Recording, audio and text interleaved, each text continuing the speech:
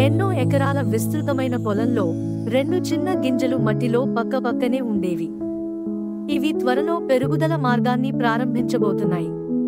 కానీ వాటి నిర్ణయాలు వేర్వేరు ఫలితాలను తెచ్చిపెట్టాయి.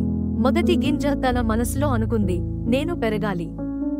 నా వేర్లు లోతుగా పెంచుకుని నేలని దాటి పైకి రావాలి. ఎండ రశ్మిని అనుభవించి గాలిని తాకాలి. ఇది ధైర్యంగా ముందుకెళ్ళింది. రెండో గింజ భయపడింది. నా వేర్లు లోతుగా వెళ్ళకపోతే, నీరు దొరకకపోతే, నేను మొలిచిన తర్వాత పురుగులు నన్ను తినేస్తే బెస్ట్ సేఫ్గా ఉండటం. అది గడ్డికి లోపలే మౌనంగా ఉండిపోయింది. మొదటి గింజ నిర్భయంగా ఎదిగింది. వేర్లు లోతుగా వెళ్లి నీరు గ్రహించాయి. ఆకులు విప్పుకుని సూర్యుడి కాంతిని తాకాయి. వాన చినుకులు దానిపైకి పడుతూ ప్రేరణను ఇచ్చాయి. ఒకరోజు ఓ చిన్న పక్షి భోజనం వెతుకుతూ అక్కడికి వచ్చింది.